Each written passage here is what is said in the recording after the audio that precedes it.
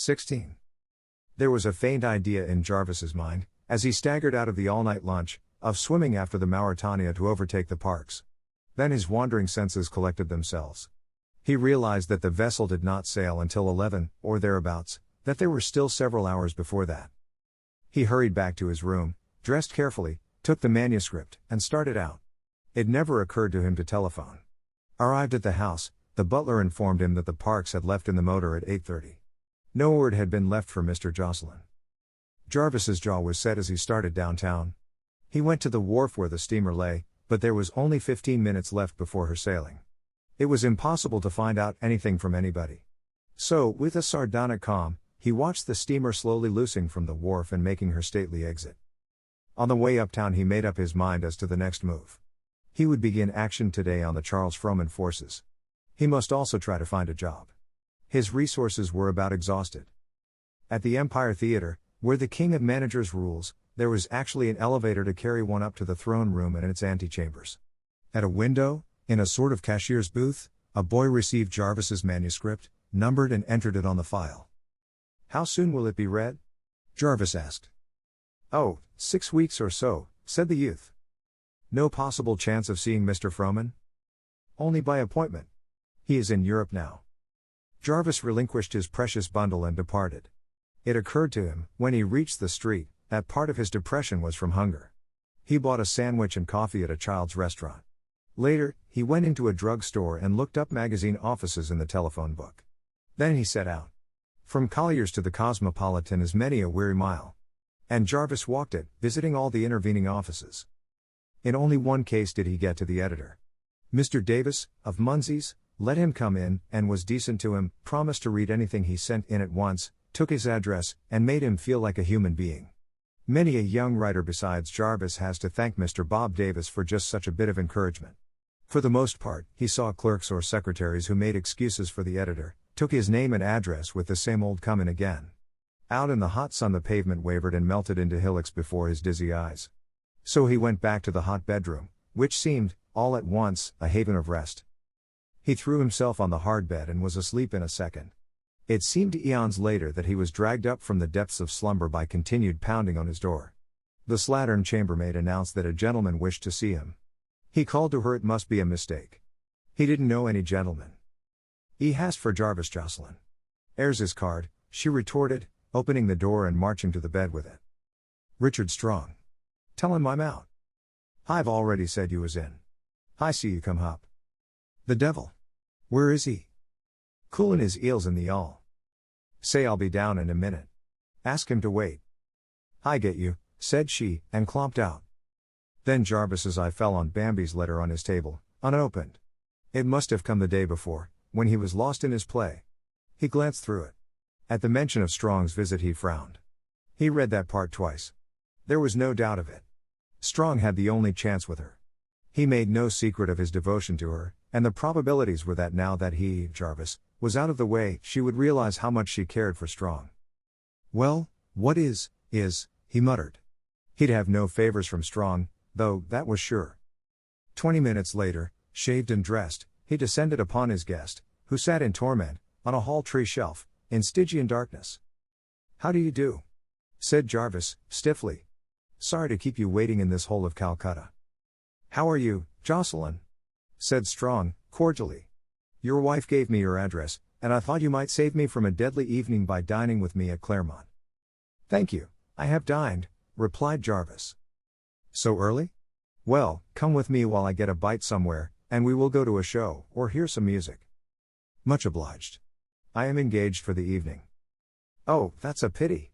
Your wife told me you were a friendless stranger in a foreign land, so I lost no time in coming to look you up." "Very kind of you. I had a charming weekend in the country. We missed you very much." "Indeed? You're a lucky chap, Jocelyn. Your wife is one of the most enchanting women I ever met. She is unique. I am glad she pleases you. My dear fellow, I hope I haven't annoyed you. I meant no disrespect in complimenting you on Mrs. Jocelyn's charm. You made your admiration a trifle conspicuous the last time I saw you," said Jarvis in a rage. "I apologize, I assure you. I bid you good night."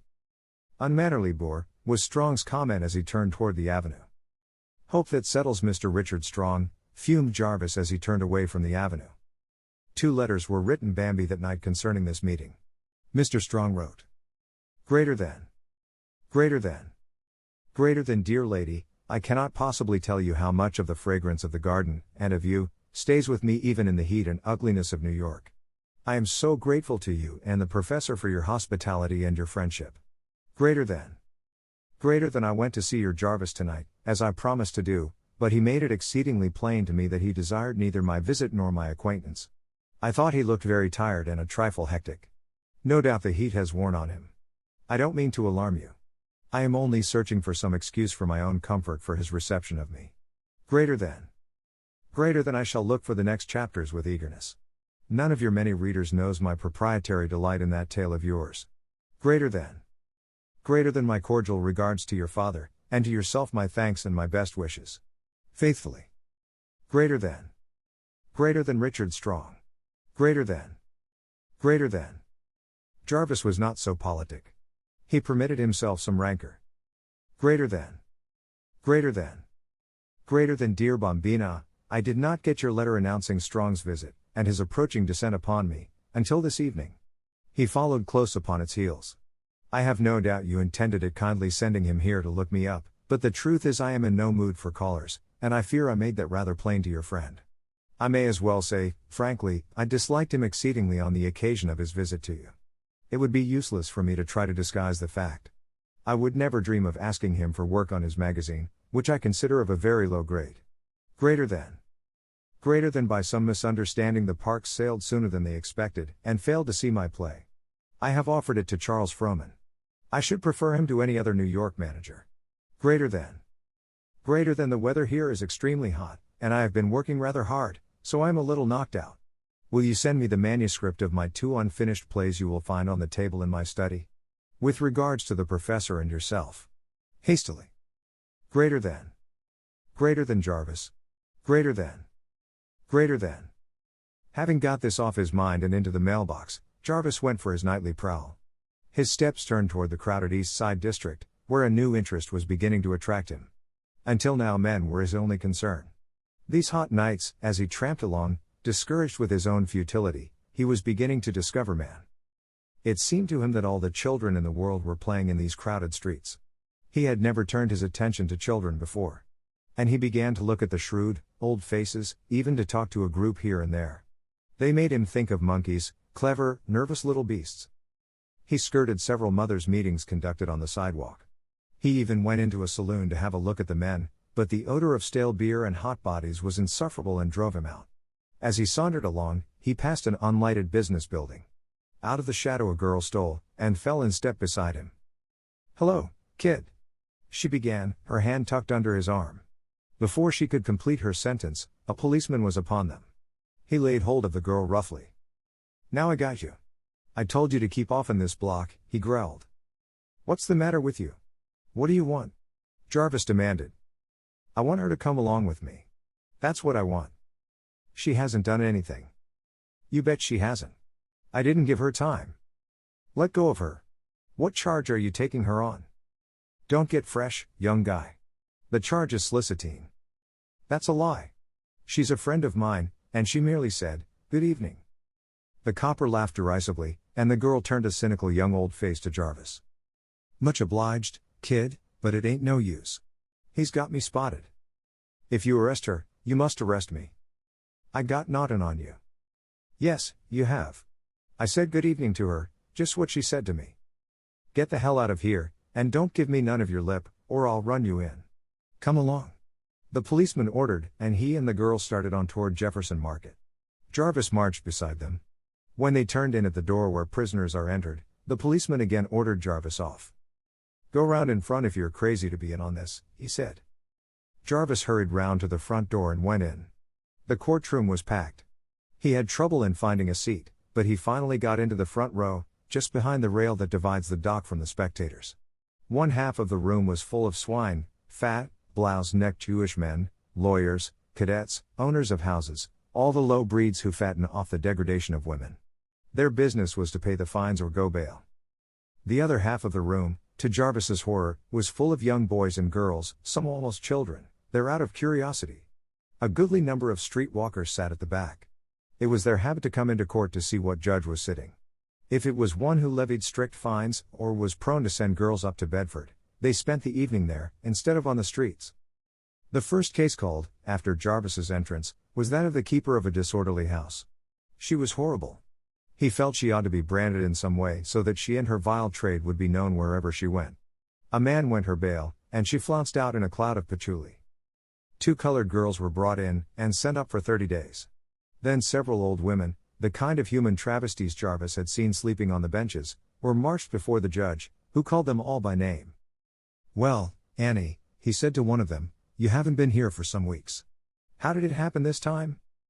"I've been walking all day, Your Honor. I guess I fell asleep in the doorway." "You've been pretty good lately. I'll let you off easy." "Fine, $1. "Oh, thanks, Your Honor." She was led off, and Jarvis sickened at the sight. A series of young girls followed, cheaply modish, with their willow plumes and their vanity bags. Some cheerful, some cynical, some defiant. One slip of a thing heard her sentence, looked up in the judge's face, and laughed. Jarvis knew that never, while he lived, would he forget that girls laugh. It was into the face of our whole hideous society that she hurled that bitter laugh. Then his girl was brought in. He saw her clearly for the first time. A thin, wizened little face, framed in curly red hair, with bright, bird-like eyes. Her thin, flat child's figure was outlined in a tight, black satin dress, with a red collar and sash. Her quick glance darted to him, and she smiled. The policeman made his charge. The judge glanced at her. "Anything to say for yourself?" She shook her head wearily. Jarvis was out of his seat before he thought. "I have something to say for her. I am the man she was supposed to have approached." "Silence in the courtroom," said the judge, sternly. "She didn't say one word to me, except good evening," shouted Jarvis. "Is that the man?" the judge asked the officer. "Yes. He's made a lot of trouble, too, trying to make me arrest him. If you have any evidence to give in this case, come to the front and be sworn in." Jarvis jumped the railing and stood before him. The oath was administered. "Now, tell me, briefly, what the girl said to you." "She said, 'Hello, kid.'" A titter went over the courtroom. The clerk rapped for order. "Then what happened?" "This officer arrested her. I told him what had passed between us, and insisted on being arrested, too. We said the same thing, the girl and I. The girl has been here before. She has a record." "Where are the men she made the record with?" demanded Jarvis. "We do not deal with that feature of it," replied the judge, turning to the officer. "And why not?" demanded Jarvis. "It takes a solicitor and the solicited to make a crime. What kind of laws are these which hound women into the trade and hound them for following it? It is neither the time nor the place to discuss that. The case is dismissed. This court has no time to waste, Flynn, in cases where there's no evidence," he added, sternly, to the detective. The girl nodded to Jarvis and beckoned him, but instead of following her he went back to his seat. He would follow this ghastly puppet show to its end. At a word from the judge a tall, handsome, gray-haired woman approached the bench. She wore no hat, and Jarvis marked her broad brow and pleasant smile and the wise, philosophic eyes. Her face looked cheerful and normal in this place of abnormalities. "Who is that woman?" Jarvis asked his neighbor. "Probation officer," came the answer. Jarvis watched her with passionate interest. He noted her low-voiced answers to the judge's questions about the girl in hand. The curiosity seekers in the audience could not hear, no matter how they craned their necks. He watched her calm smile as she turned to take the girl off into her own office. He made up his mind to talk with her before the night was over. Case followed case as the night wore on. It seemed to Jarvis that this bedraggled line had neither beginning nor end. He saw it winding through this place night after night, year after year, the old-timers and the new recruits. Uptown reputable citizens slept peacefully in their beds, this was no concern of theirs. He was no better than the rest, with his precious preaching about the brotherhood of man. What the body politic needed was a surgeon to cut away this abscess, eating its youth and strength. The screams of a girl who had just been given a sentence to Bedford startled him out of his thoughts. She pleaded and cried, she tried to throw herself at the judge's feet, but the policeman dragged her out, the crowd craning forward with avid interest. She was the last case before the court adjourned. Jarvis leaned across the rail and asked the probation officer if he might speak to her.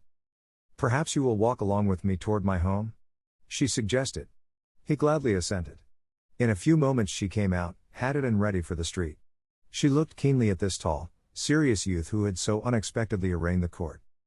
"My name is Jarvis Jocelyn," he began. "There are so many things I want to ask you about." "I shall be glad to tell you what I can," she said quietly. "Have you been in this work long?" 11 years. "Good God. How can you be so calm? How can you look so hopeful?" "Because I am hopeful. In all the thousands of cases I have known, I have never once lost hope. When I do, my work is over." "You're wonderful," he exclaimed. "No, I am reasonable. I don't expect the impossible. I am glad of every inch of ground gained. I don't demand an acre. If one girl is rescued out of 20. But why does it need to be at all?" Jarvis interrupted her. "Why does disease need to be? Why does unhappiness need to be, or war, or the money lust that will one day wreck us? We only know that these things are. Our business is to set about doing what we can." "One girl out of 20, he repeated. "What becomes of the other 19? I said I was glad of one girl in 20. Sometimes several of the 19 come out all right. Bedford helps a great many. They marry, they keep straight, or they die very soon." "Tell me about Bedford." She outlined the work done in that farm home, which is such a credit to New York. She told him of the honor system, and all the modern methods employed there. "Can you get opportunities for girls who want the chance?" "Plenty of them. I have only to ask. When I need money, it comes. Lots of my girls are employed in uptown shops, leading good, hard-working lives." "Where does this money come from?" "Private donations.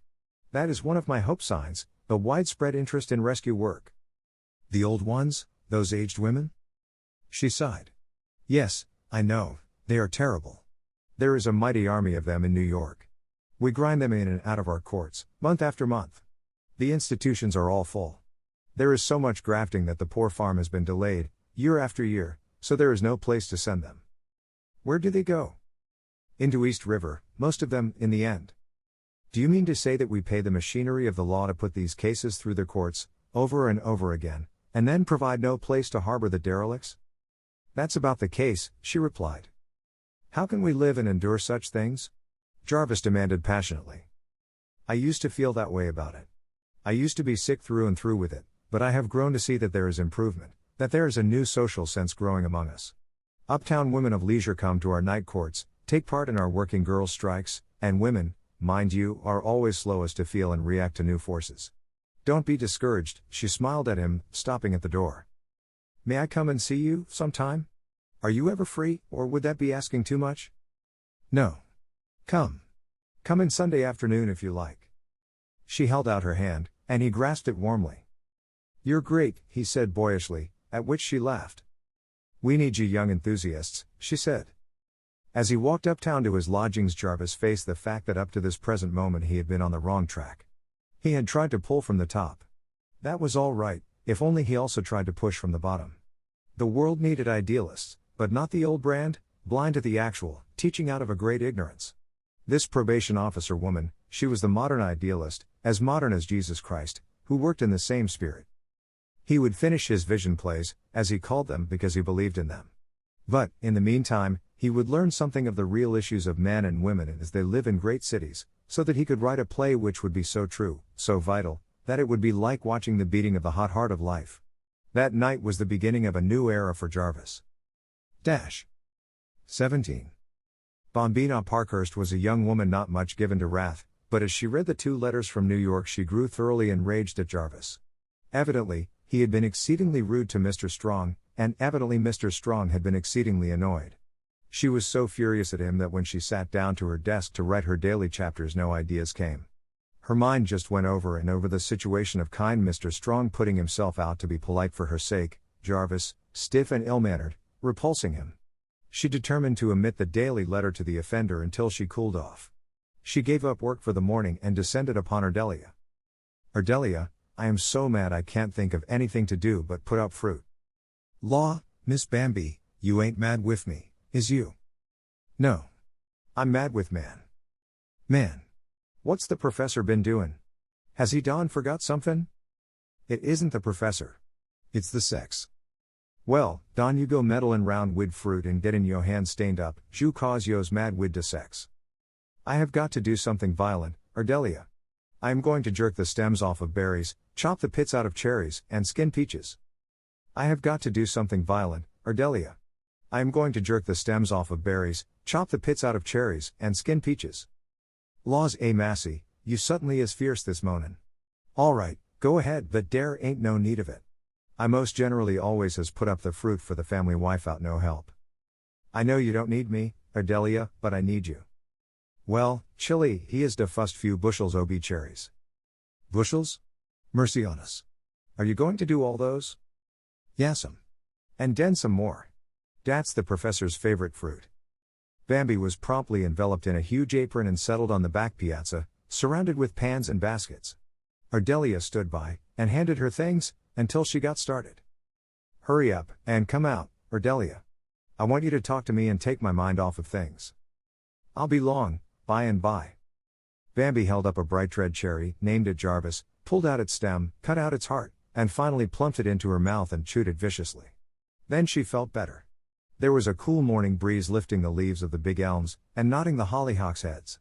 The sound of late summer buzzing and humming, and bird songs, made the back porch a pleasant, placid spot, no place in which to keep rage hot. Ardelia lumbered out, after a while, to sit nearby, her slow movements and her beaming smile far from conducive to a state of excitement. Mighty purty out here, ain't it? Yes.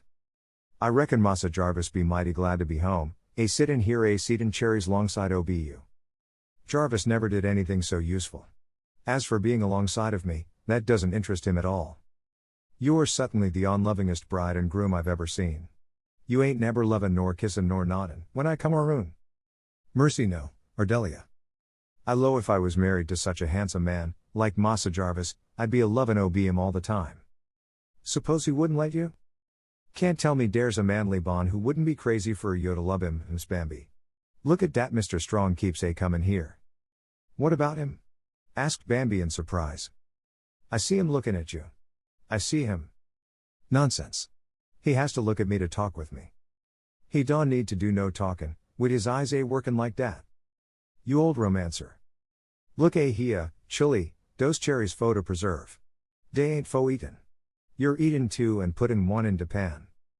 Bambi made a face at her. What is your opinion of men, Ardelia? I tink dey's all right in dey place. Where's their place?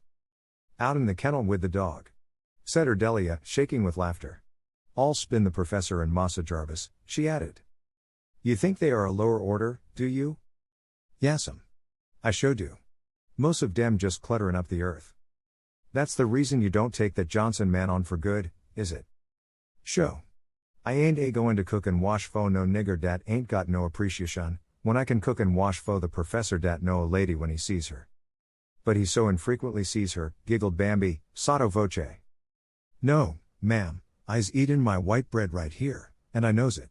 I ain't goin' to experimentify wid no marryin', nor givin' in marriage. In your case, I believe you're right. In my own, however, I know that, mad as I am this morning, experimentification is the breath of life to me. They spent the morning in such peaceful converse. While Bambi may not have added greatly to the cherry pitting, she rose rested and with a collected mind. Ardelia, I thank you for a dose of calm, she said, laying her hand affectionately on the black woman's broad shoulder. Law, honey, I done enjoyed your sassity, she said, laughing and patting her hand. Within the course of a few days Bambi had an appeal from Jarvis. Greater than. Greater than. Greater than, are you ill? Is anything the matter? Are you merely tired of me that you do not write? Your letters are the only event of my days. Greater than. Greater than. This gave her the chance she wanted. Greater than. Greater than. Greater than, you seem to be unaware, my dear Jarvis, that in offering a rude rebuff to Mr. Strong you offended me, since he is my good friend and came to see you at my request. I think you made as poor an impression on him as he did upon you, at the time of your meeting, and it was as a politeness to me that he came to look you up. I think an apology to both of us is rather necessary. Greater than. Greater than. A week elapsed, with no reply. Then came a characteristic answer. Greater than. Greater than. Greater than, dear Bambi, please find enclosed copy of apology sent Strong today. I don't like him, but I have apologized. I also apologize to you. Please don't omit letters anymore. They mean a great deal these days. Greater than. Greater than. She pondered this for some time. That Jarvis was going through new and trying experiences, she realized. But this human appeal for her letters was so unlike the old Jarvis that she had to read it many times to believe it was actually there. She wrote him at once, accepting his apology gracefully. Greater than. Greater than.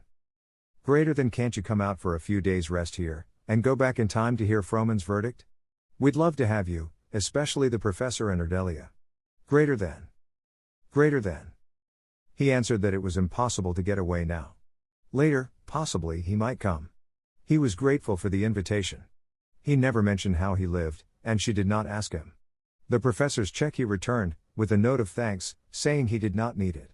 The summer went by and fall came to town. Still there was no word of his return. My, this is a fat letter from Jarvis. Frohman must have accepted the play, exclaimed Bambi one morning in September. She opened out the thick, folded paper. It's poetry, she added. Songs of the street. If he's gone back to poetry, I'm afraid he's lost. She began to glance through them. My dear, I've asked you for coffee twice. These are powerful and ugly. Think of Jarvis seeing these things. Coffee, reiterated the professor. Yes, yes. You must read these. They're upsetting. I wonder what is happening to Jarvis. Is he in trouble? No, he doesn't say so. But there's a new note in these.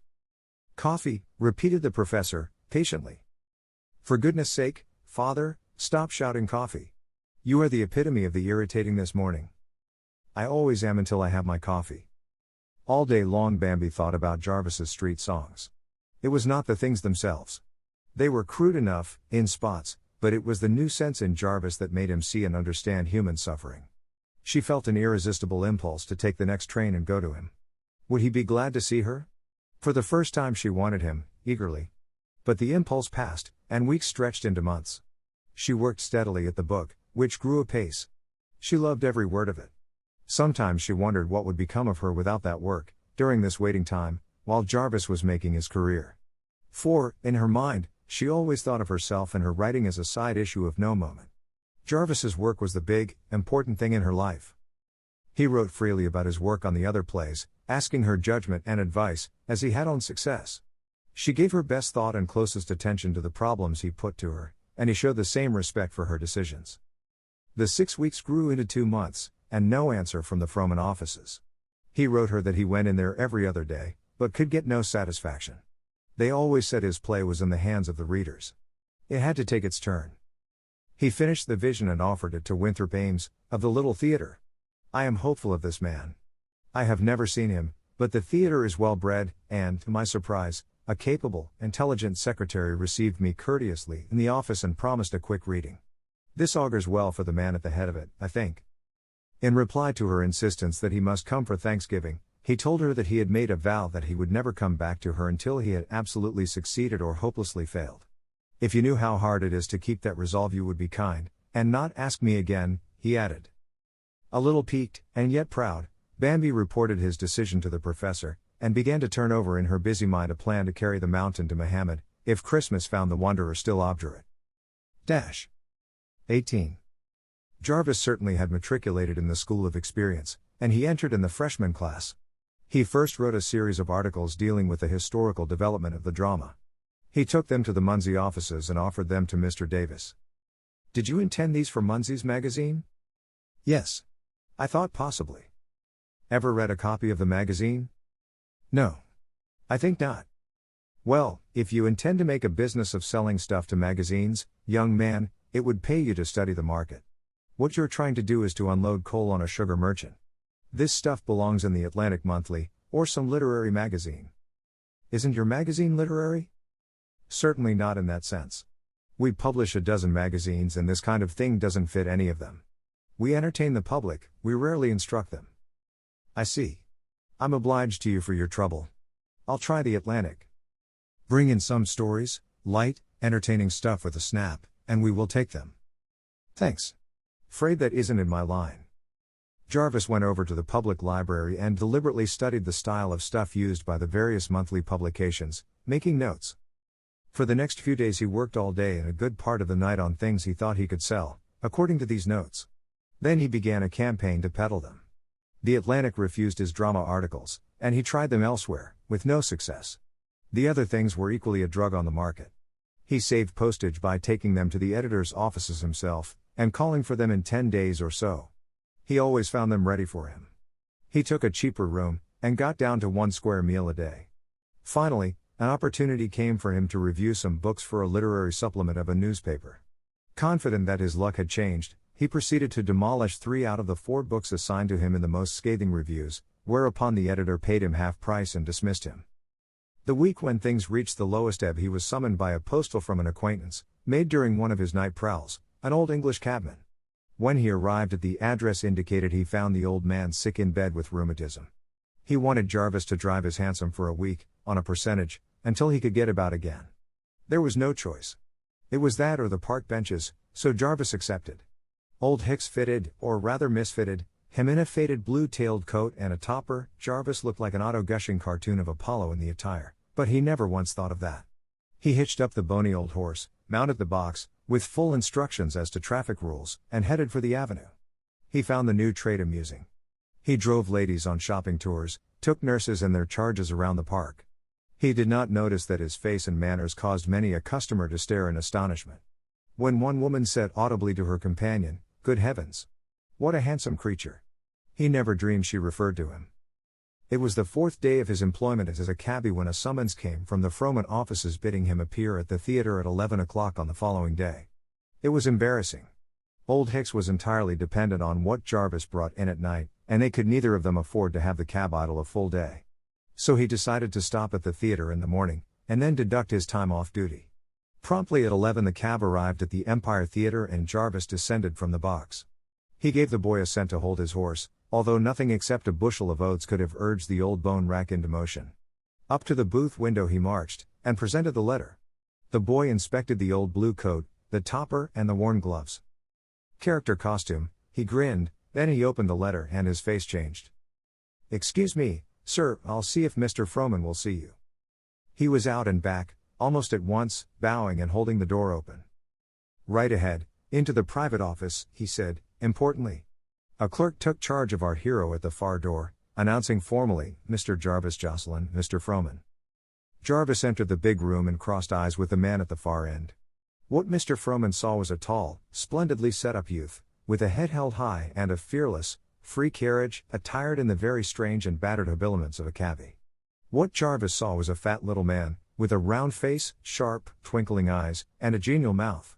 The whole face had a humorous cast, a kindly expression. "You are Jarvis Jocelyn?" said Mr. Frohman, as Jarvis reached him. "I am." "You wrote a play called Success?" "I did." "I've read your play." "That's good."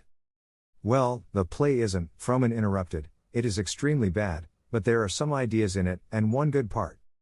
"The woman, you mean?" "The woman nothing. She's a wooden peg to hang your ideas on. I mean the man she married." "But he is so unimportant," Jarvis protested. "He was important enough to get this interview. I never would have bothered with you, or with your play, if it hadn't been for that character. He's new."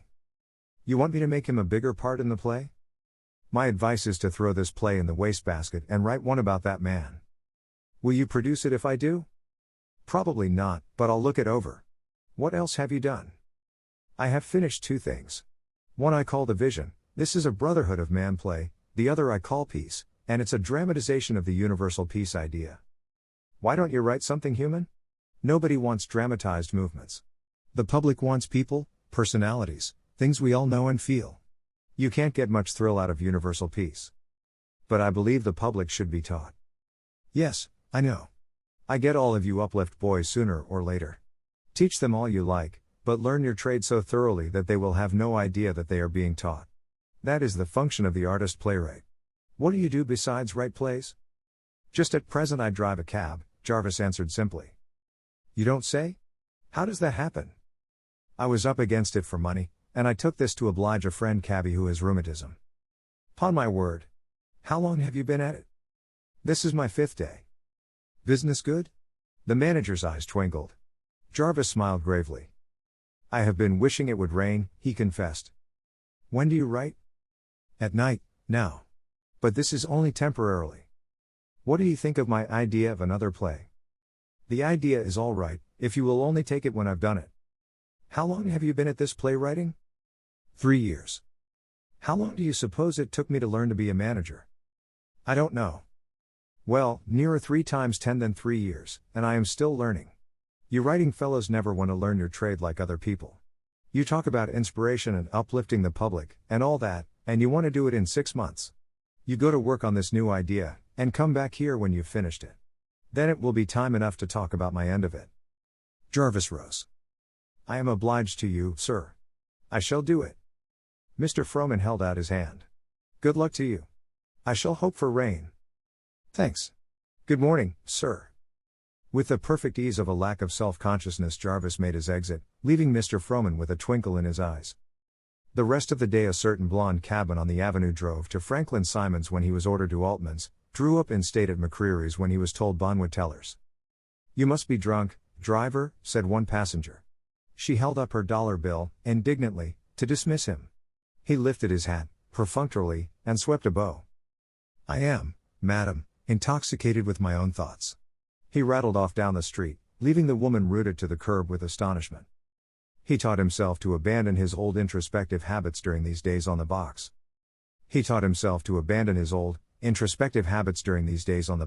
And forced his attention to fix itself upon the crowds, his customers, the whole uptown panorama, so different from the night crowds he sought. He recalled Bambi saying to him that until he learned not to exclude any of the picture he would never do big work. Her words had a tantalizing way of coming back to him, things she had tossed off in the long ago of their visit to New York together. He longed for her vivid phrasing, her quick dart at the heart of the things they talked of. It seemed incredible now that he had ever taken her as a matter of course. As for the enigma of her marrying him, he never ceased to ponder it. True to his promise, he went to call on the probation lady, as he named her, and they became friends. He admired her enormously, and owed much to her wise philosophy. He asked her to go riding in his cab, and she accepted without hesitation. They rode from 5 to 7, one afternoon, conversing through the shutter in the top of the cab, laughing and enjoying themselves hugely, to the great amusement of pedestrians along the way. At the end of 2 weeks he and Hicks divided the spoils, and Hicks resumed the box. It cemented a friendship which Jarvis enjoyed greatly, for the old Englishman was ripe with humor and experience. He, too, taught the teacher. The day after he was free from cab duty, Jarvis went to the little theater to get a report from the Vision. The secretary said Mr. Ames had asked to see him when he came in. He found him a lean student type of man, finished in manner, and pleasant of speech. I have been interested in this play of yours, Mr. Jocelyn.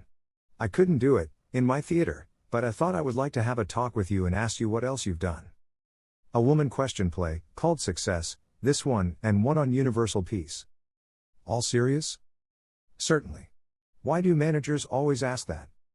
Because serious plays are so many, I suppose. Good comedies are so few. I thought you always gave serious things in the little theater? I am forced to, but I am always looking for good comedy. I would like to see your other plays. They sat, discussing things of the theater, tendencies in drama, fashions and fads, Gordon Craig's book, The Reinhardt Idea. They spent a pleasant half hour, like an oasis in Jarvis's desert. He felt that Mr. Ames had time for him, was sincere in his interest in him. He left the little theater cheered in some inexplicable way.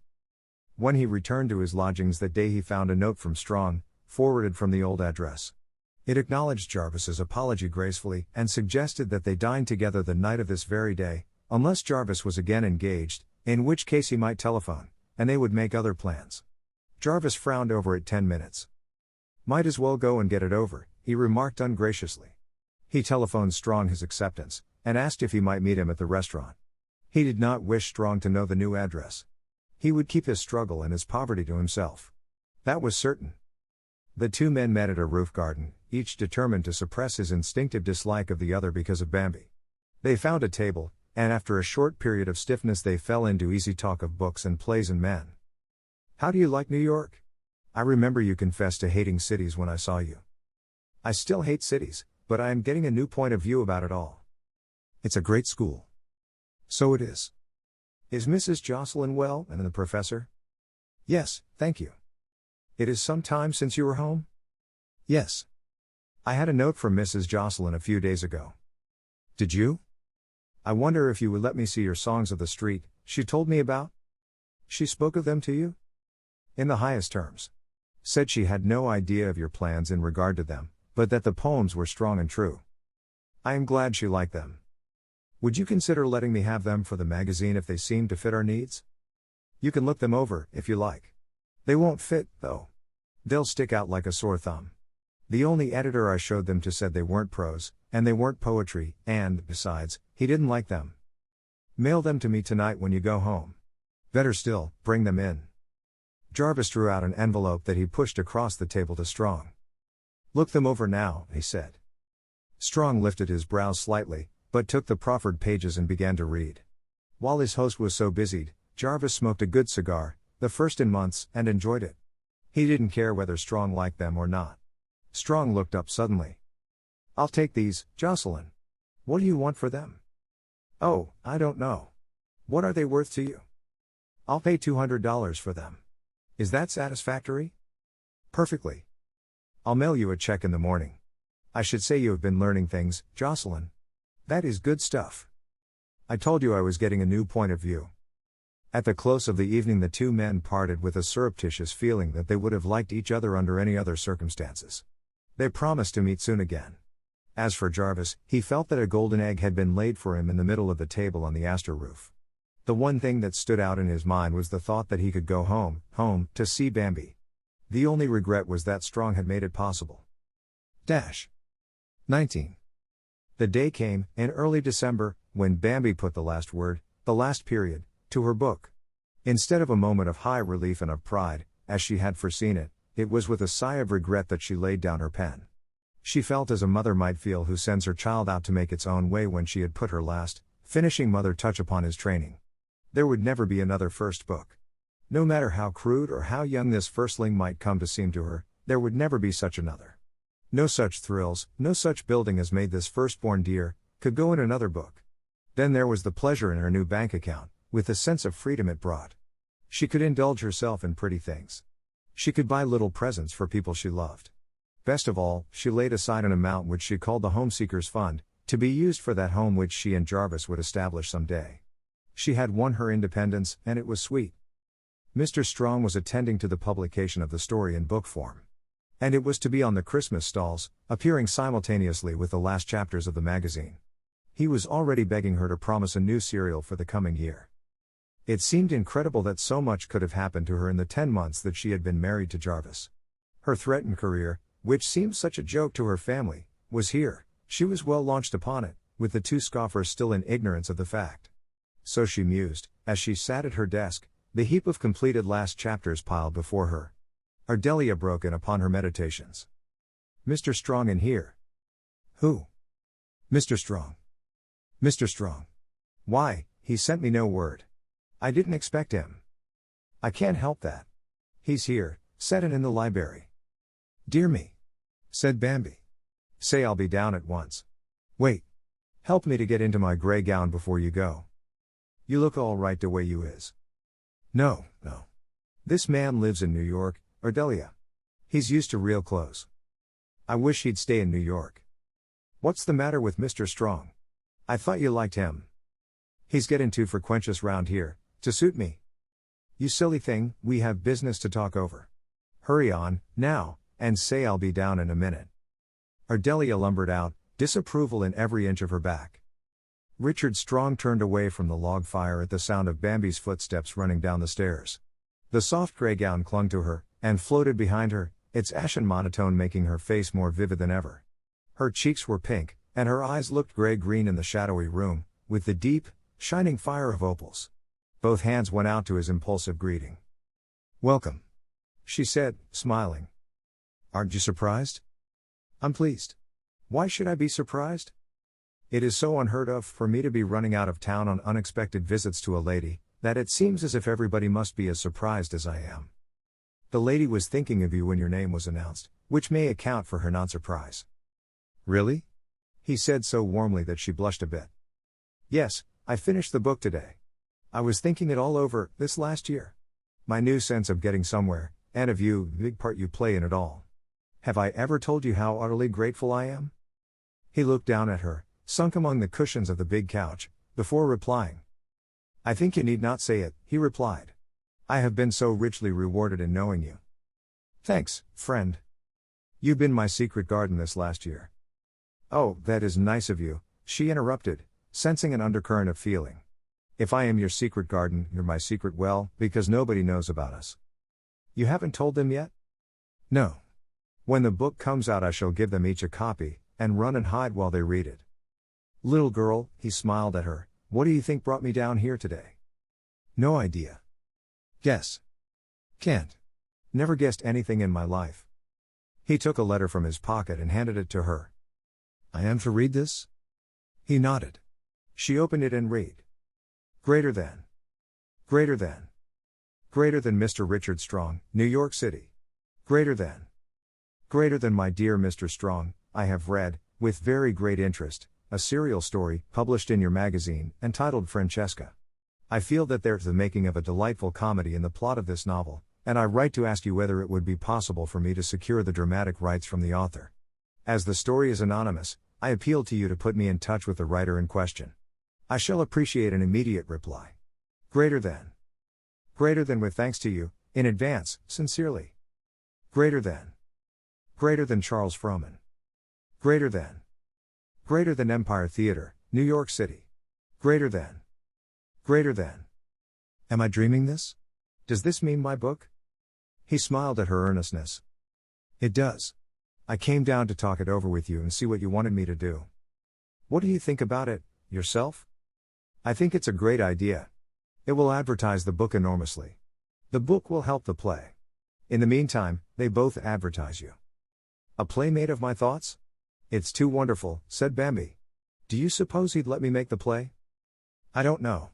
Would you like to? Do you think you could? I do. I've learned lots through. She stopped of a sudden and gazed at him. Why, Jarvis must make the play, of course. Why didn't I think of it? Mr. Frohman would, no doubt, wish to choose the playwright, in case you didn't make the dramatic version yourself. But why couldn't Jarvis? Jarvis is totally unknown, you know, and so far unsuccessful in playmaking. You could hardly expect Mr. Frohman to risk a tyro. She looked at him indignantly. He rated Jarvis like a Dunn's agency. But I'm a tyro. Yet you think he might let me do it? Excuse me, you are not a tyro. You are the author of one of the season's most talked of books. Your name, in a double roll, on Mr. Frohman's 3 sheets, will be a fine card. All I know about playwriting I learned from Jarvis, she protested. Well, I didn't come to argue about Jarvis's ability or accomplishment, you know. Do you wish me to tell Frohman who you are, or will you come to town and see him yourself? I'd love to go see him. Isn't this exciting? She cried, as the full force of what she was saying came to her. Oh, it's fun to do things, and be somebody, isn't it? I don't know. I never tried it. You. How absurd. Distinguished you, saying that to a nouveau like me, when there would have been no me except for you. That's complicated, but delightful of you, no matter how untrue it is. It is true. If you hadn't happened to like the first story I happened to write, we would never be here discussing my first play, which Mr. Frohman happens to want. It's all you. Mr. Strong suddenly leaned over her, so that she felt his breath on her hair. Francesca, if it only were all me, he said with unexpected passion. She looked up at him, frightened, amazed. Oh, you mustn't do that. She breathed. He straightened up at once. You're right. I beg your pardon. 'Twas just a slip.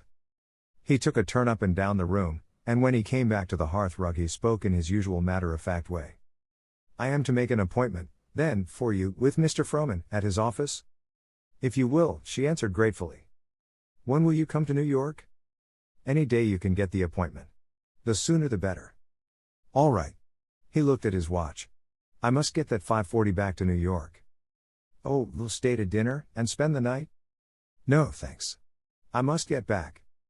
But the professor will never forgive me. You must make a good case for me. I really must go. She rose to give him her hand. It was so good of you to come with this wonderful news, that thank you is inadequate. I thought we had agreed not to say thank you to each other. You never have any occasion to say it to me, she smiled ruefully. Haven't I? I think you don't know, she interrupted him nervously. Friends don't need thank yous. We will discard them. Good. Can I be of service in getting you to Mr. Frohman's office? Oh, no. Jarvis will take me. To be sure. For the moment I had forgotten Jarvis. I'll telephone you when I go to town, and find out about my plans. Thank you. He took her hand and held it a moment. Forgive me when I seem a bad friend. Trust me. I do, Richard, I do. Oh, thank you. May I say Francesca? If you like. No one ever calls me by that name. That's why I choose it. Goodbye. My regards to the father. Goodbye, friend. I'm ecstatic over your news. So am I over any news that brings you happiness. Good night. After he left, she sank down on the couch again, her brain a whirl of her new sensations and ideas. That Richard Strong had learned to care for her, during these months of intimate association over the story, came with as great a surprise as the astonishing demand of Mr. Frohman. Her own thoughts had been so free of sentiment in regard to him. She went over every step of their advancing friendship, asking herself how much she was to blame for his outburst. She had only exerted her wiles for histrionic purposes on the occasion of his first visit. He certainly could not have misunderstood her intentions, then, when she had deliberately explained them to him. After close examination, she exonerated herself. Then, and only then, was she free to indulge her thoughts in the joyous news he had brought her. Chin on hand, before the fire, she worked it out. She and Jarvis would write the play together. Together they would go through all the exciting stages of rehearsal and trying out. Together they would make their bow before the curtain in their first night's speech. She decided what kind of frock she would wear. It was all picturesque and successful. She never faced the possibility of failure. Jarvis's name would be made as a playwright. At the thought that she was to bring him his opportunity at last, she flushed and smiled, though her eyes misted.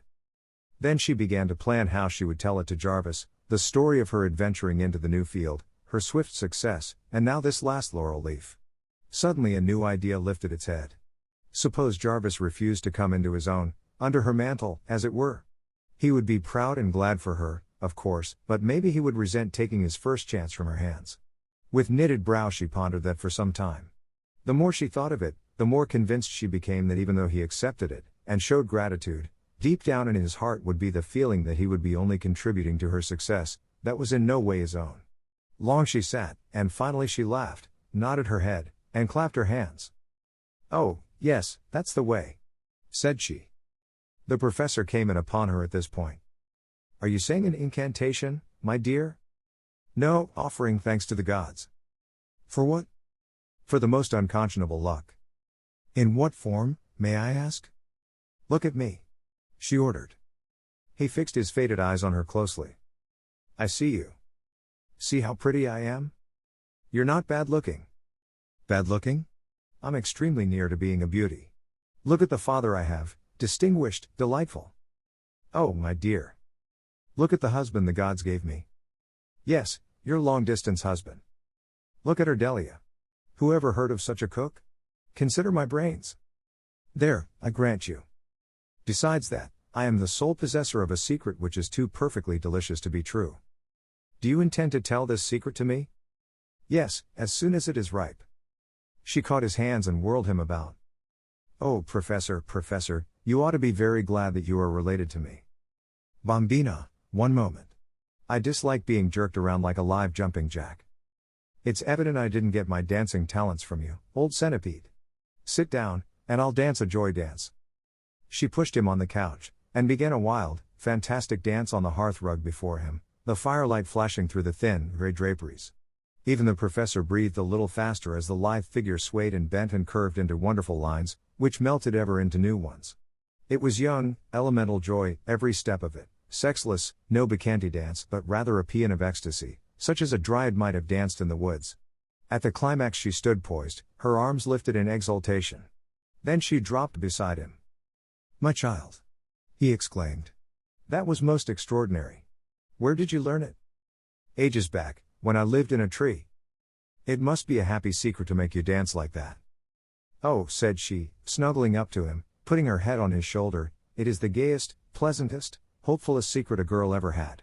If I don't hold my hands over my mouth, it will break out of me." "Does Jarvis know?" "Greater than oats, peas, beans, and barley grows. Greater than you, nor he, nor nobody knows." She laughed.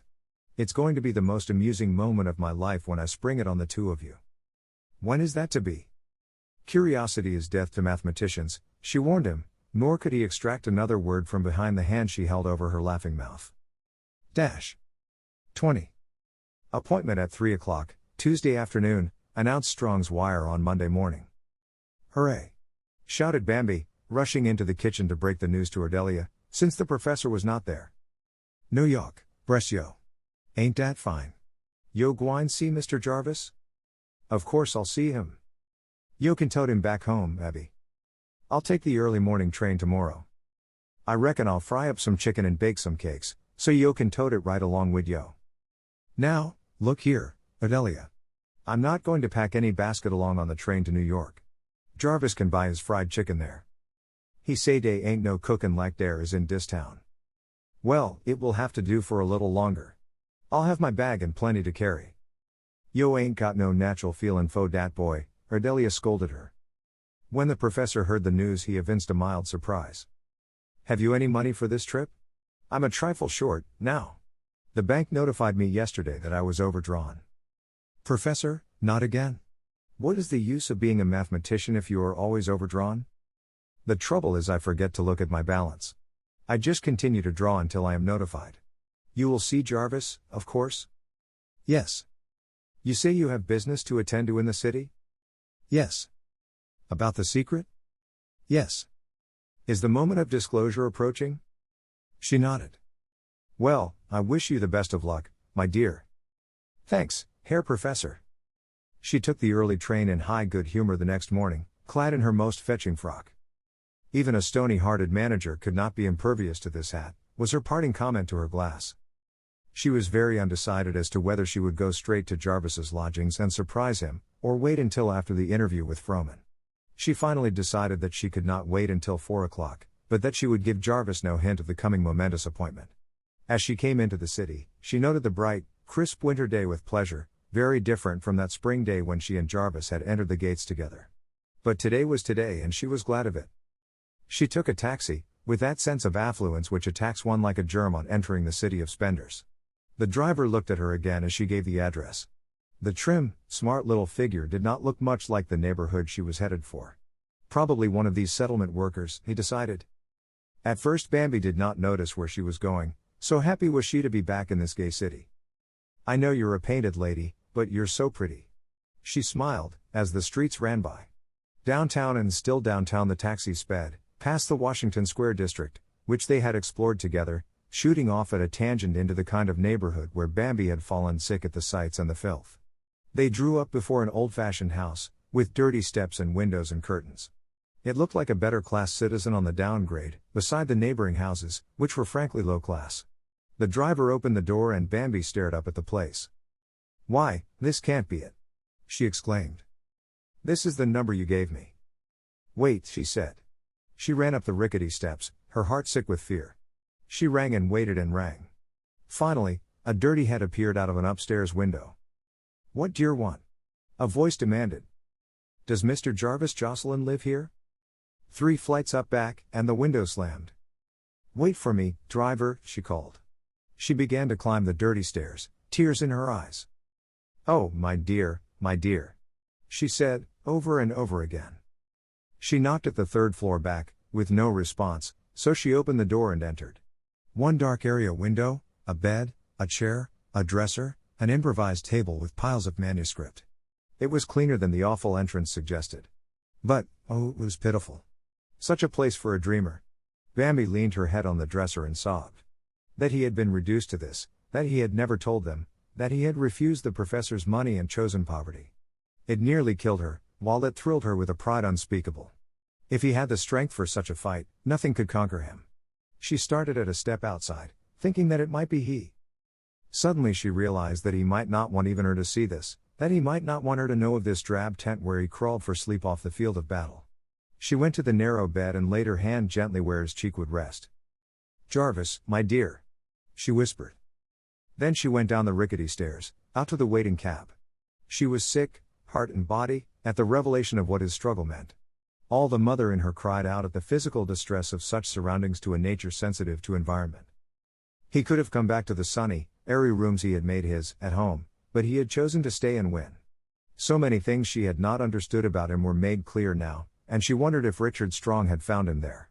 No wonder Jarvis had repulsed him, taken unawares, and at such a disadvantage. Oh, why didn't he let me know and help? She repeated. She had the man take her round and round the park, where it was quiet. She must get herself in hand.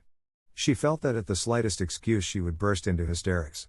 More than ever, now, must she be mistress of herself for the coming interview. She must fight to catch the big manager's attention, and win her way with him. She drew her furs about her, closed her eyes, and tried to shut out the sight of that sordid, wretched room, where handsome Big Jarvis was paying the toll to success, toll of blood and brain and nerves, paid by every man or woman who mounts to the top. She saw him climbing wearily those dirty stairs, coming into the cell. Over and over she saw it, like a moving picture film repeated indefinitely. At 3:15 she ordered the driver to the Empire Theater. This time his face cleared. Actress, of course. Probably went to the slums to look up a drunken husband. He drew up at the theater, demanded a queen's ransom for her release, and stood at attention. She was too nervous to notice the amount, and paid it absently, dismissed him, and hurried to the elevator. She was first shown into the General Domo's office, where she was catechized as to her name and her business. She waited 15 minutes while her name was passed down the line. Word came back that Mr. Frohman was engaged. Would she please wait? I'll wait, but my appointment was at 3, she said. The major domo looked at her as if such lese majesté deserved hanging. In 15 minutes more she was conducted into an anteroom, where she was turned over to a secretary. Her business was explained to him. In due course of time word came out that Mr. Frohman would be through in 10 minutes. She was moved, then, to a tiny room next the sacred door leading into the inner mystery. 20 minutes passed, then a youth appeared.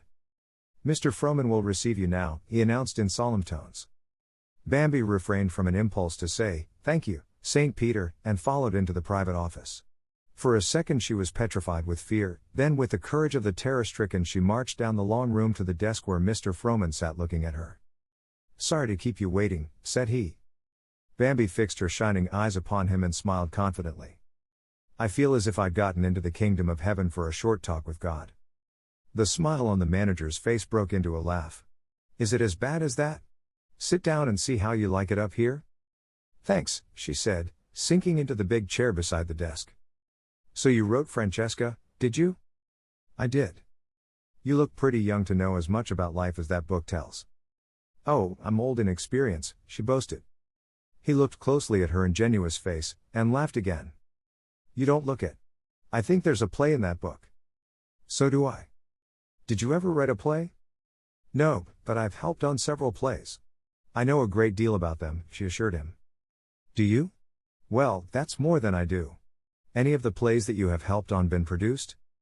"That isn't fair of you," she protested. "I should have boasted about it if they had.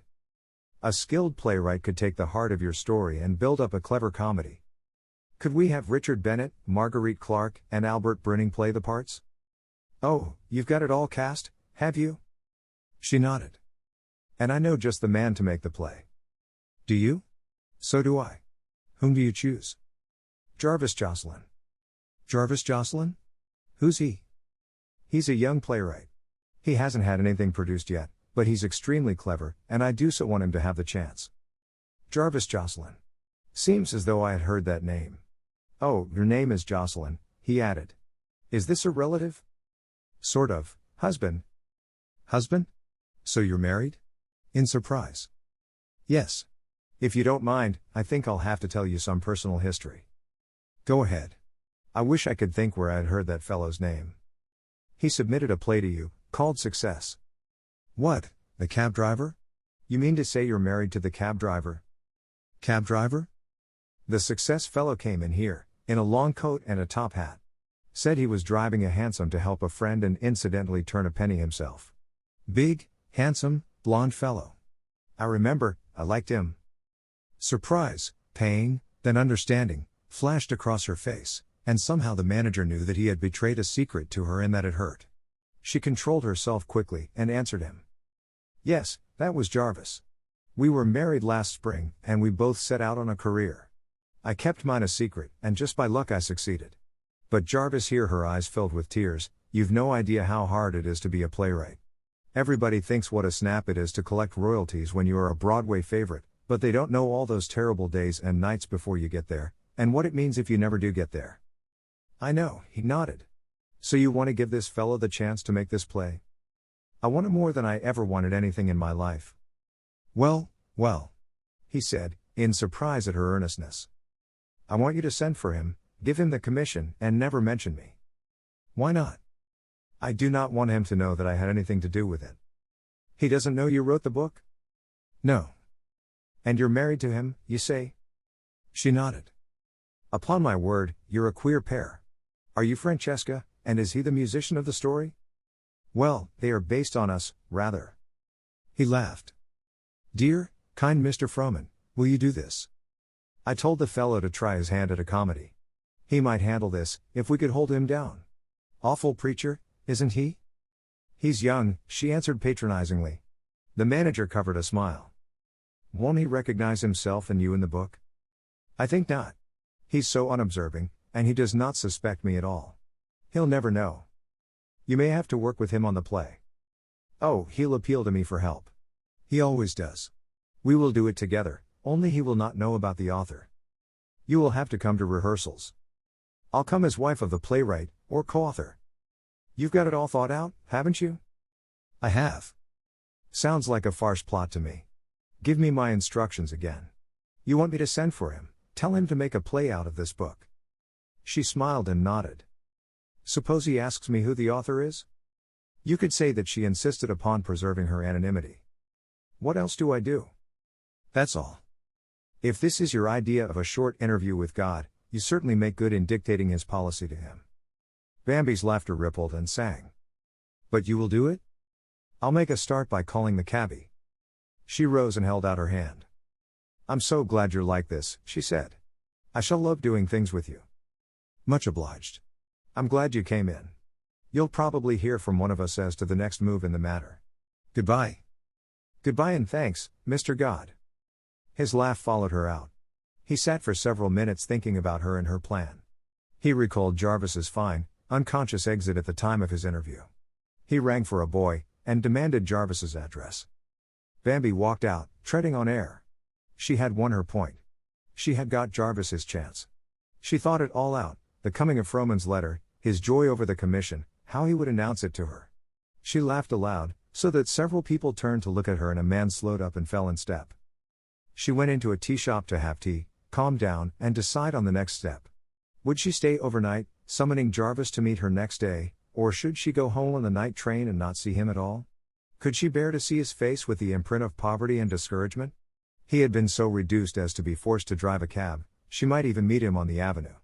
No, she would go home tonight, and let Jarvis come to her with news of his victory. So she surprised the professor at breakfast. Morning, she cried. Bambi. We didn't expect you so soon. I finished what I had to do, so here I am. And Jarvis? Oh, as well. Was he surprised to see you? Very. Is he getting on? Slowly. But he will win. If he can learn to be practical. He's learning, said Bambi, grimly. When is he coming home? He did not say. Nobody buys his plays yet? Not yet. I'm not surprised. That woman, you know, and the play he read us. Don't talk about her till I get my breakfast. He looked at her in surprise, she was so seldom irritated. She rang for Adelia. Why, Miss Bambi, honey. I didn't see you all comin'. Here I am, and hungry, too. How's Mr. Jarvis? All right. Breakfast, Adelia, I perish. Did you have a successful trip? Inquired her father. I did, very. How did you find Babylon? As Babylonish as ever. She seemed strangely disinclined for conversation, so her wise parent left her to her meditations and her breakfast. But he patted her as he passed to go out. We're glad to have you back, my daughter. She brushed his cheek with her lips, understandingly. 21. God's in his heaven. All's right with the world. Caroled Bambi gaily the next day. She wrote Mr. Strong of her interview with Mr. Froman and its happy outcome. It gave her some satisfaction to announce that the manager was willing to entrust Jarvis with the play. She explained that she was obliged to come home on the night train, so she had missed the pleasure of seeing him. Would he see that Mr. Froman had the first bound copy of the book? She added that she was happy, but it was superfluous. It sang itself through the note so that Strong patted the paper as he finished it, as if it were a personal belonging of the sender. The letter finished, she mounted the stairs to Jarvis's house, as she always called the top floor. She wandered about, comparing it with that place of confinement where he now dwelt. Today he would write or telegraph to her his news, if he had the interview with Frohman. She began work on the play, up in his study. She outlined the main plot, marked scenes in the book she thought vital, scraps of conversation which would be effective. She planned the sets for the different acts, even deciding upon Francesca's clothes. Ever and anon, in the midst of her happy scheming, she fell to dreaming of the days to come, with Jarvis home again, and their work together resumed. Whenever the doorbell rang she stopped and waited for Adelia's heavy foot upon the stairs as she toiled up with the telegram or special delivery. But the morning passed, plus half the afternoon, with no word from him. She went down to the post office herself in the hope that the late mail would reward her. There was nothing for her. The next day brought only a note from Strong congratulating her enthusiastically, and prophesying a great success for the Jocelyn family. She spent a restless day waiting for the postman, afraid to leave the house for fear she would miss a wire. She grew so nervous that she scolded Ardelia and fussed at the professor. Night found her entirely discouraged. Something had happened. Frohman had changed his mind, or Jarvis had refused. She had known all along that it was too good to be true. She tossed all night, sleepless, her mind running around like a squirrel in a trap, planning another trip to see the manager. The early morning found her pacing the paths of the frostbitten garden, where the professor found her later. "Why, good morning, Bambi mia," said he, in surprise. "Good day, Herr Vader. What brings you forth so early, ladybird?" "My hateful thoughts. Oh, Daddy, there's a crick in the secret." "A crick? Dear me, what a pity. If it doesn't get itself straightened out today, I shall go to New York again, to see what I can do." The companionship of a secret is often corruptive to good habits, such as sleep and appetite. Better tell me this mystery. If it isn't settled today, I will tell you. Very good. These late asters are hardy things? Yes. The rest of the poor beds are full of ghosts. Ghosts always stalk, don't they? He looked at her in concern. "You are upset," he said, and they both laughed. She followed him about for an hour, talking, watching his exact, methodical movements. The early morning air was keen, in spite of the sun. When the postman appeared on the block she ran to the gate to meet him. He was an old friend, on the route ever since she could remember. "Hello, Miss Bambi, you're early this morning," he called. "I couldn't sleep for my sins. If you don't give me a letter, Mr. Ben, I'll scream." "Go ahead." "You mean?" He laughed at her discomfited face and handed her the letter. A quick glance showed the Empire Theater in one corner. She blew him a kiss on her fingertips. "I knew you wouldn't disappoint me, dear Mr. Ben. That's it. I tell you I'm a regular little Cupid. Don't know what the girls in this town would do without me," he laughed, as he trudged away. Bambi read. Greater than. Greater than. Greater than my dear Mrs. Jocelyn, it gives me pleasure to announce that Mr. Jarvis Jocelyn has almost agreed to accept the commission. I think he feels that it is condescension on his part, but he accepts conditionally. He carried off the copies of the magazine to read your story, and he is to give me his answer today. As I am sure of a favorable one, I think we may consider the matter settled. Greater than. Greater than hoping that this meets with your entire approval. Greater than. Greater than I am, faithfully. Greater than. Greater than Charles Frohman. Greater than. Greater than P.S. I told him that I understood the author was an unhappy wife, who desired to be unknown. Greater than. Greater than. The professor looked up as Bambi pirouetted around the beds, waving a fluttering white sheet in good melodrama style. "This letter that I longed for, it has come," she sang, lifting a pointed toe over the top of a withered sunflower stalk. "My dear, that ballet step is a trifle exaggerated for a lady. The sunflower's dead, so it couldn't be shocked. The secret is working fine. Oh, I'm so happy, I'm so happy," she trilled, and whirled off toward the house.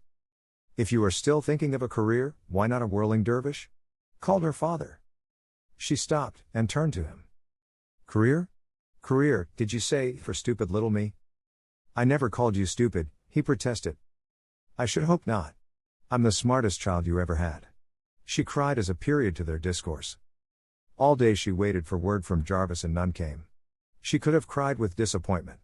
Could he have been insane enough to refuse, after he had read the story? Or did he think she was indifferent to his good fortune? She went to bed determined to write him on the morrow. The morning mail brought a second letter from the Empire Theater. It contained a line from Mr. Frohman, "He accepts," and an enclosure. This proved to be a letter from Jarvis. Greater than. Greater than. Greater than to the author of Francesca, care of Mr. Frohman, Empire Theatre, New York. Greater than. Greater than my dear madam, Mr. Charles Frohman has given me your story Francesca to read, with a view to making it into a play. Of course you are familiar with his plans in this respect. He has offered to entrust me with the dramatization, and I have consented to accept, on the condition that both you and he will allow me to use my own discretion in the work, and not hamper me by superimposing your own ideas and desires. When I have finished all I can do with it, I will then try to incorporate any ideas you may have in the final version. Greater than. Greater than I think the story very charming, the characters interesting. The part of the musician seems to me rather fantastic, but I suppose there are such men. The girl, Francesca, is delightful, the old fiddler, a fine study. Greater than. Greater than you are to be congratulated on your work, and I trust I may be able to make as good a play as you have made a book. Greater than. Greater than very truly yours. Greater than. Greater than Jarvis Jocelyn. Greater than. Greater than. Bambi chuckled as she read, and patted the part which praised her. Whatever else had happened, Jarvis's dignity was still intact. He calmly told the author to keep her hands off her own book. She flew to the typewriter to answer him. Greater than. Greater than. Greater than Mr. Jarvis Jocelyn, care of Mr. Charles Frohman, Empire Theatre, New York. Greater than. Greater than my dear Mr. Jocelyn, your letter in regard to the dramatization of my book, Francesca, seems to demand immediate assurance that you will have free rein in the work you are to do. Mr. Frohman has told me something of you and of your work, and I shall be very happy if my story gives you your first opportunity to succeed as a playwright. Greater than. Greater than I am glad you are pleased with my story. Did you know that it was my first one? Your comment on the character of the musician interested me, as it is a close portrait of a friend. Greater than. Greater than trusting that we may work together to a successful end, I am. Greater than. Greater than sincerely. Greater than. Greater than the author. Greater than. Greater than P.S. For private reasons I prefer to remain unknown to you. You can always reach me through Mr. Frohman's office. You must forgive typed letters. Greater than. Greater than. This she sent to the Frohman office, with a request that it be forwarded. The next day brought Jarvis's news. Greater than. Greater than.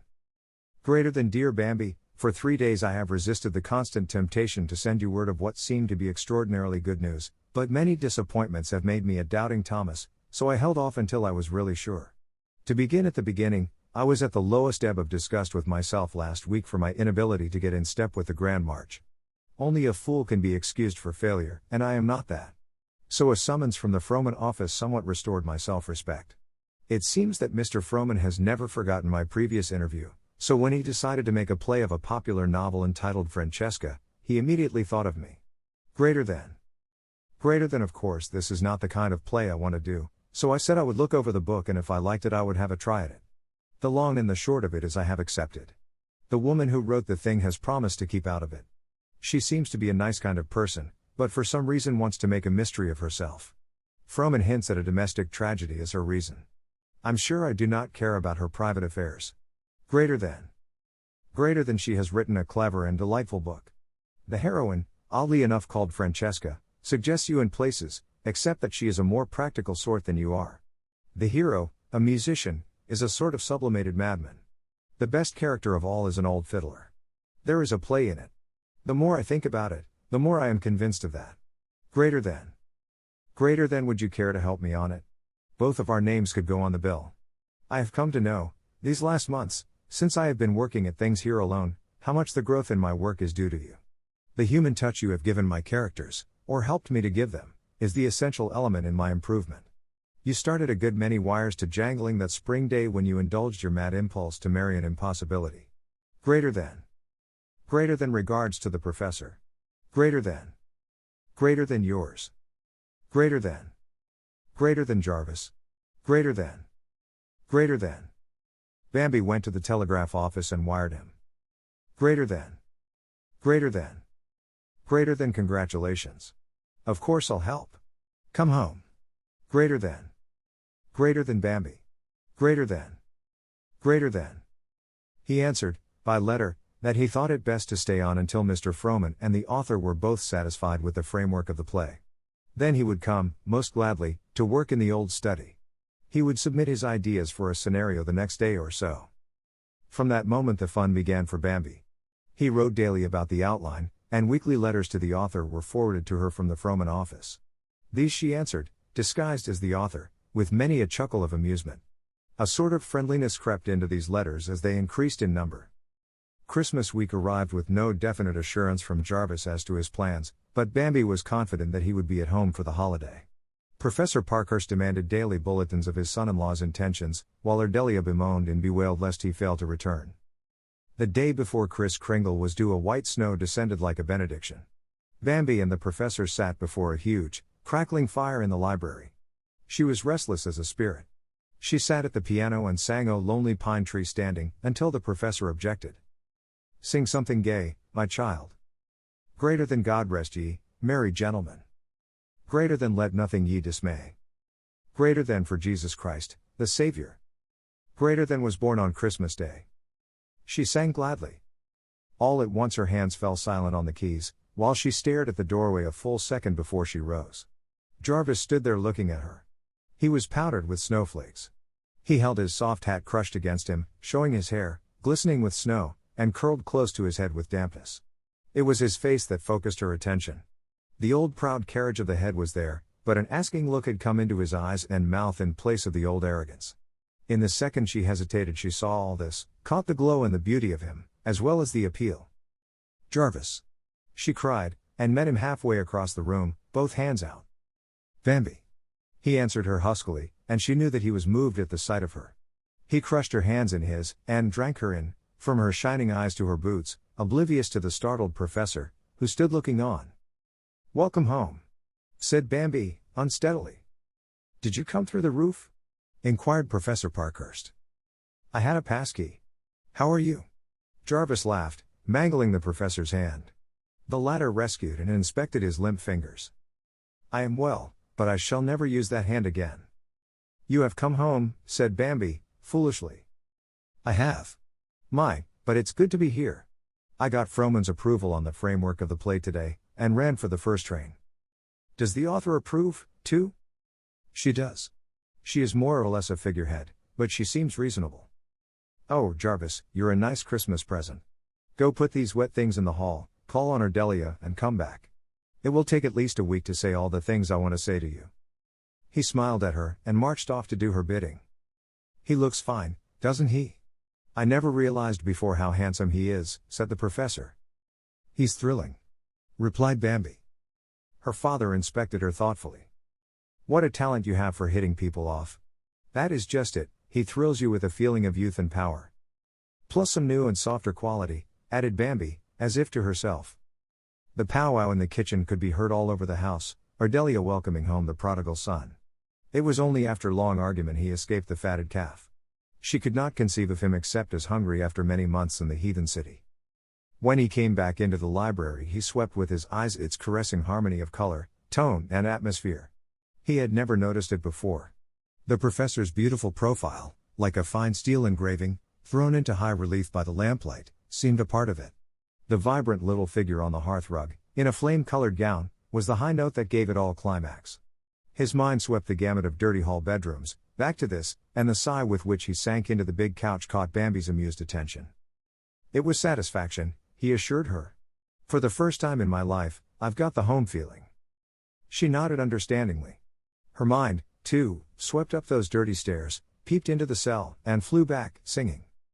The professor moved over beside Jarvis, and the wonder tales began. Bambi fluttered about like a scarlet tanager, tantalizing Jarvis with a desire to catch her in his hand and hold her still. At 11 the professor said good night. Immediately Bambi led the talk to their proposed work, and held it there, firmly, until midnight chimed. Jarvis told her of the sale of the street songs to Strong's magazine, and announced that $100 of it was to be set down in the Black Maria account. She laughed and congratulated him. Finally she rose. "Your rooms are always ready for you, so I do not need to go up and see about them. A Merry Christmas, Jarvis Jocelyn." He laid his hands on her shoulders and looked deep into her eyes. He thought he felt her tremble under his touch, but her glance was as frank and emotionless as a boy's. "A Merry Christmas to you, Miss Mite," he answered, with a sigh. She laughed, unexpectedly patted his cheek with her hand, and ran upstairs.